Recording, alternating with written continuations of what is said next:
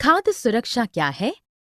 खाद्य सुरक्षा सभी लोगों को हर समय खाद्य की उपलब्धता होना, खाद्य की उपलब्धता में कोई बाधा ना होना और स्वीकार्य गुणवत्ता के खाद्य पदार्थ खरीदने की क्षमता होना है।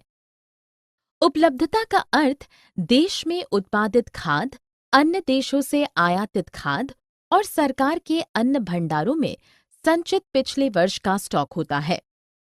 खाद्य की उपलब्धता में कोई बाधा न होने का अर्थ है कि प्रत्येक व्यक्ति को खाद्य पदार्थ प्राप्त करने में कोई कठिनाई नहीं है। स्वीकार्य गुणवत्ता के खाद्य पदार्थ खरीदने की क्षमता का अर्थ है कि व्यक्ति के पास अपनी भोजन संबंधी आवश्यकता पूरी करने के लिए सुरक्षित, पर्याप्त और पोषक खाद्य खरीदने के लिए पर्याप्त धन है। खाद्य सुरक्षा क्यों? खाद्य सुरक्षा कई कारणों से महत्वपूर्ण है। सामान्य समय में भी यह महत्वपूर्ण है कोई भी व्यक्ति एक दिन के लिए भी भूखा ना रहे, और यदि प्राकृतिक आपदाएं जैसे भूकंप, सूखा, बाढ़, सुनामी आदि आ जाती है तो प्रभावित लोगों को भोजन प्रदान करने के लिए पर्याप्त अधिशेष स्टॉक होना चाहिए। प्राकृतिक आपदाओं के परिणाम स्वरूप प्रायः खाद्य पदार्थों की कमी हो जाती है। यदि कोई आपदा बहुत लंबी समय अवधि तक विद्यमान रहती है तो इससे भुखमरी की स्थिति उत्पन्न हो सकती है।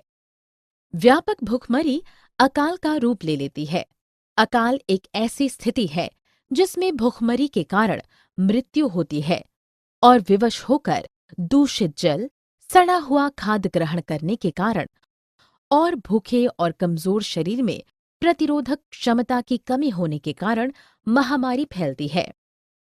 1940 में बंगाल का अकाल भारत में पड़े अकाल का सबसे बुरा उदाहरण था।